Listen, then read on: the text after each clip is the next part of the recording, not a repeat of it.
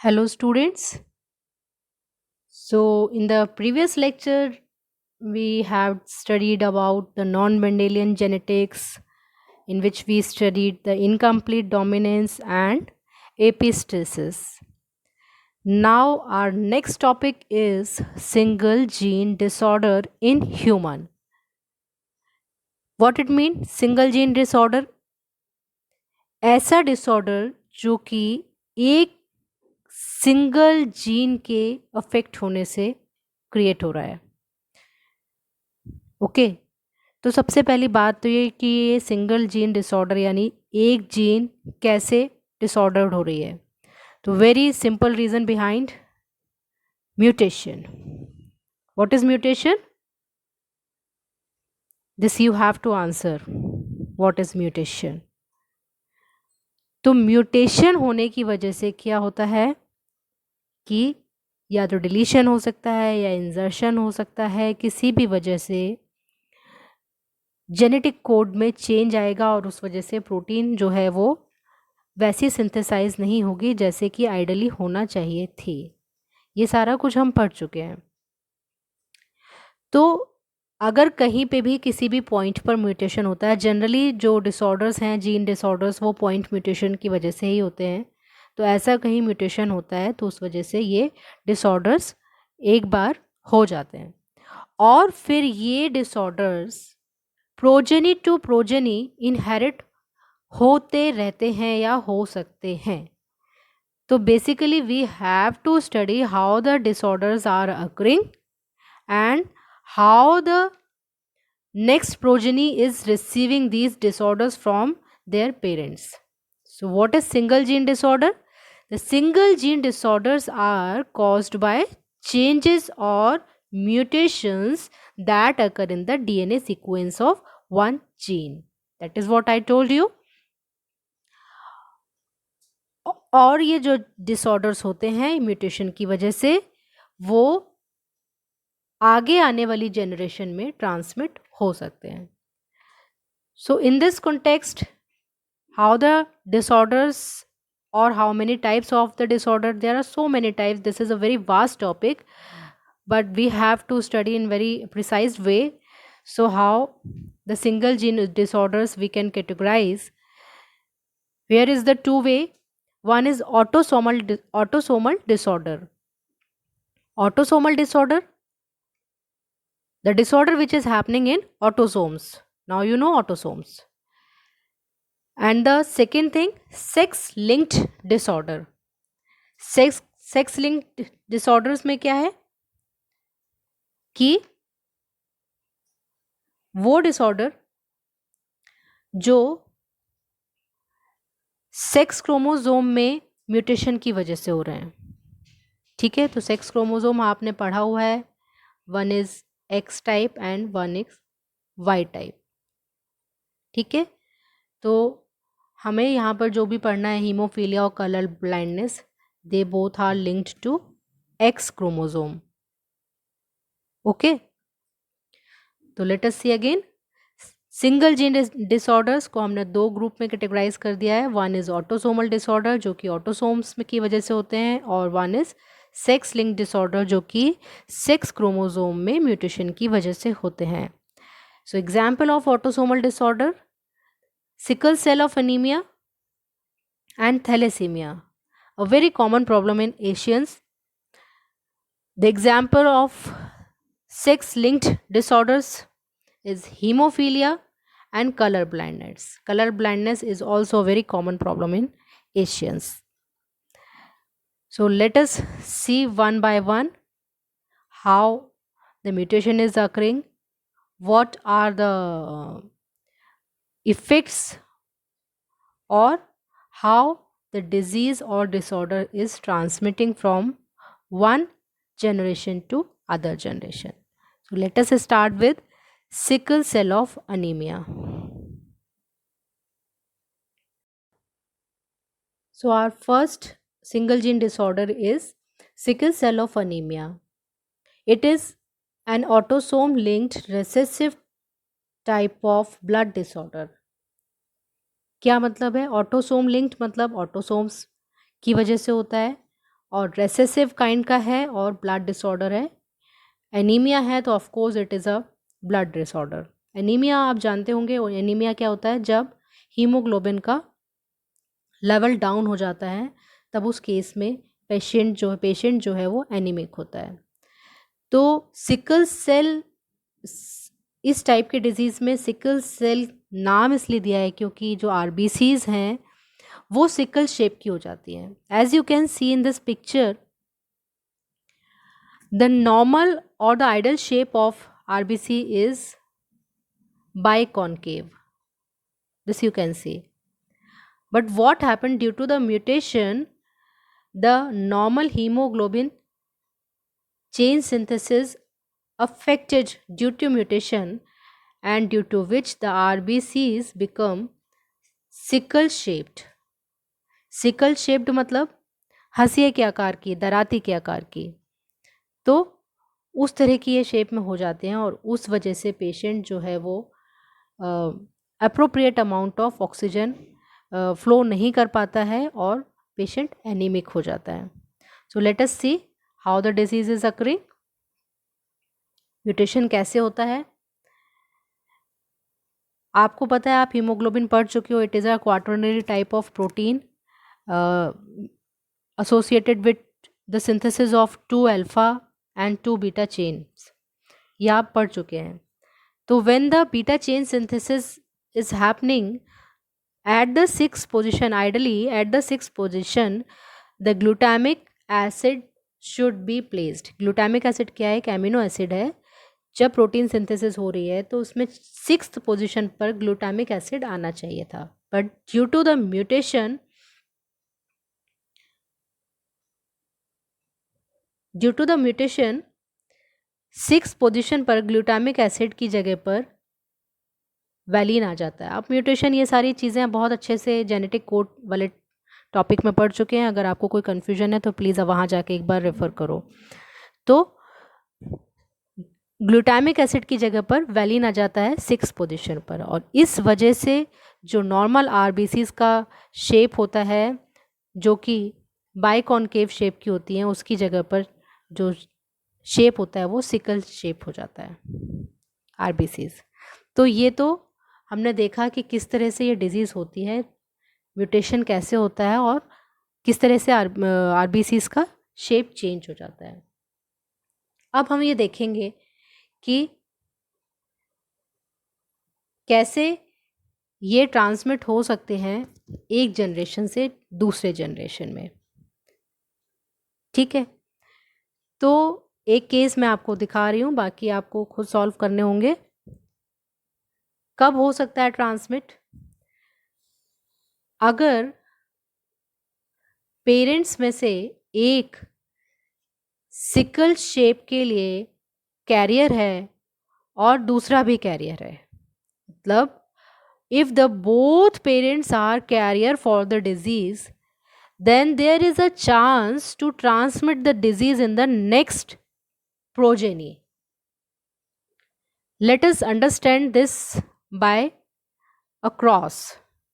ठीक है, तो हम मान के चलते हैं कि HB जीन है और HBA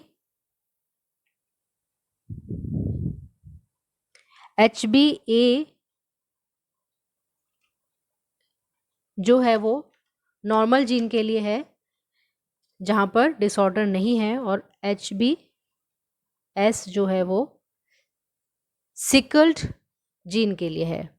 ठीक है, तो अगर HBA और HBA इस टाइप के एलील्स होंगे तो क्या होगा, इंडिविजुअल नॉर्मल होगा। HBA और HBS टाइप का इंडिविजुअल होगा, एलील्स होगा, तो क्या होगा, इंडिविजुअल वो कैरियर होगा। कैरियर मीने, कैरियर मतलब ये है कि वो खुद तो हेल्दी रहेगा बट वो पर्टिकुलर इंडिविजुअल अपनी नेक्स्ट जनरेशन में इस डिसऑर्डर को ट्रांसमिट कर सकता है, कैरियर। ठीक है, तीसरा केस क्या है कि अगर दोनों एलील सेट रिसेसिव, इसमें जो ये रिसेसिव टाइप का ट्रेट है, तो अगर दोनों ही रेसेसिव होंगे, यानी HbS और HbS होंगे। तो इस केस में क्या होगा कि इंडिविजुअल जो है वो अफेक्टेड हो जाएगा डिसीज से। ठीक है, सो let us understand the cross. If both the parents are carrier, here you can see suppose it is a male, it is a female, तो ये भी कैरियर है और ये भी कैरियर है। गैमीट्स फॉर्म कैसे होंगे ये अब आप बहुत अच्छे से जानते हैं, HbS HbA HbS HbA। F1 progeny क्या प्रोबेबिलिटी है, HbS और HbS, फिर HbS और HbA, फिर HbA और HbS और HbA एंड HbA। चलिए देखते हैं ये कैसे होगा, ये इंडिविजुअल कैसे होगा। ये इंडिविजुअल बिल्कुल नॉर्मल होगा, ठीक है, इसमें सिकल सेल के लिए कोई जीन है ही नहीं। ये वाले इंडिविजुअल कैसे होंगे, ये इंडिविजुअल नॉर्मल होंगे बट कैरियर होंगे। These individual can transmit the disorder in their next generation। ये इंडिविजुअल कैसे होगा, HbS HbS, it is a recessive kind of, मतलब ये डिसीज तभी शो होगी जब दोनों ही जीन रेसेसिव होंगी। यहाँ पर क्यों नहीं डिजीज शो हुई, क्योंकि डोमिनेटिंग जीन क्या थी, HbA थी। ये डिसऑर्डर्स जो आप पढ़ रहे हैं ये स्ट्रिक्टली मेंडल्स के डोमिनेंट लॉ को फॉलो करते हैं, ठीक है। तो यहाँ पर ये क्यों नहीं हुआ, क्योंकि यहाँ पर डोमिनेटिंग जीन थी, इसलिए they are not affected individual, they are only carrier. पर यहाँ पर दोनों ही रेसेसिव जीन हैं, इसलिए इस केस में इंडिविजुअल जो है वो डिजीज्ड होगा एंड इट डाइज। ओके, तो ये है प्रोबेबिलिटी, 25% प्रोबेबिलिटी है कि नेक्स्ट जनरेशन में जो प्रोजेनी होगी वो अफेक्टेड हो सकती है, डिजीज्ड हो सकती है। 25% प्रोबेबिलिटी है कि नेक्स्ट जनरेशन बिल्कुल नॉर्मल हो सकती है, और 50% चांस है कि वो नेक्स्ट जनरेशन कैरियर हो सकती है। Okay, so this is about sickle cell of anaemia. और इस केस में क्या होता है कि जो हीमोग्लोबिन होता है, जब ये डिसीज़ होती है तो हीमोग्लोबिन की ऑक्सीजन कैरिंग कैपेसिटी बहुत कम हो जाती है और पेशेंट जो है वो एनीमिक ही रहता है। Okay, so our next autosomal disorder is thalassaemia.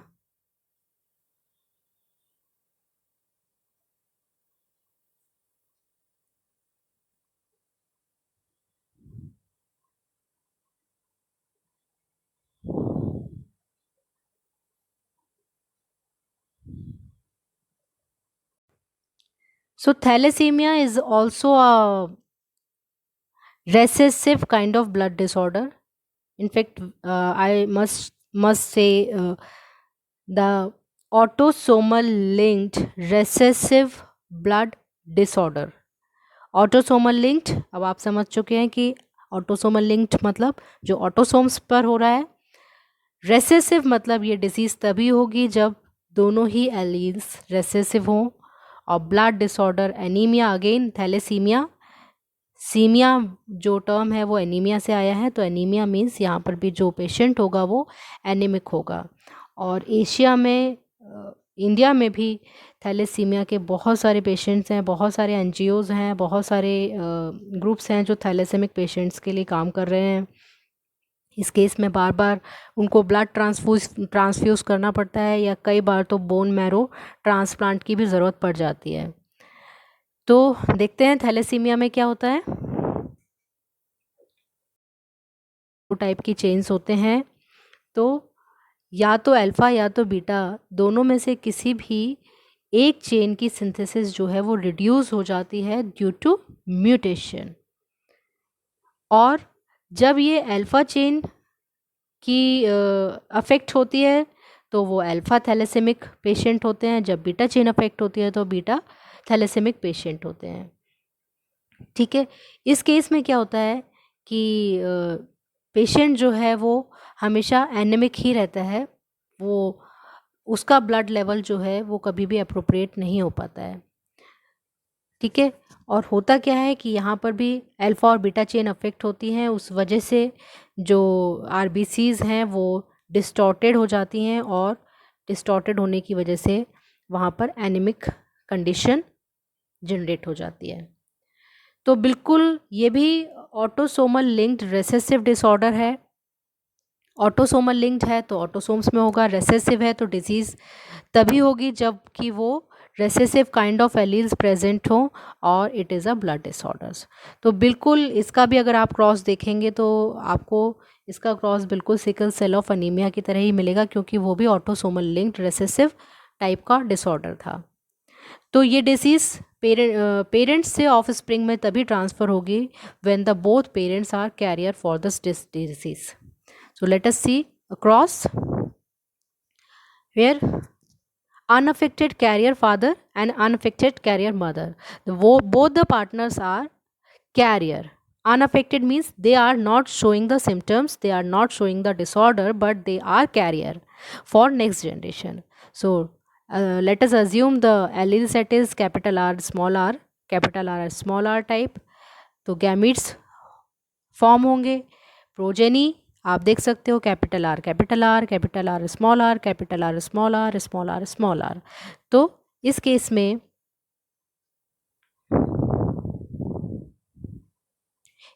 में ये कैसा होगा, ये नॉर्मल होगा। क्यों? यहाँ पे कोई भी रेसेसिव टाइप का जीन नहीं है। ये कैसे होगा, ये कैरियर होगा, पर ये खुद नॉर्मल होगा बट कैरियर होगा। ये भी नॉर्मल होगा बट कैरियर होगा।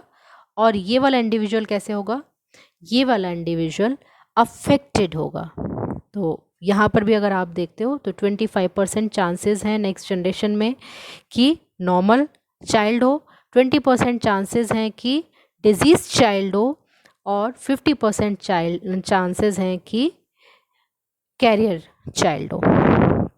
ठीक है, थैलेसीमिया के केस में जो अफेक्टेड है यानी जो डिसीज्ड है, जो इस केस में लाइफ ज़्यादा से ज़्यादा 15 साल 18 साल यहाँ तक ही रहती है। धीरे धीरे जो एनीमिक कंडीशन है वो बढ़ती जाती है, बोन मैरो ट्रांसप्लांट करवाने की भी कंडीशन आ जाती है। तो depends upon individual to individual, और डिपेंड्स कि उसको ट्रीटमेंट कैसी मिल रही है। So this is all about the thalassaemia. और इसके लिए बहुत सारी थेरेपीज़ अब आई हैं, जीन थेरेपी है, प्लाज्मा थेरेपी है। So let's C.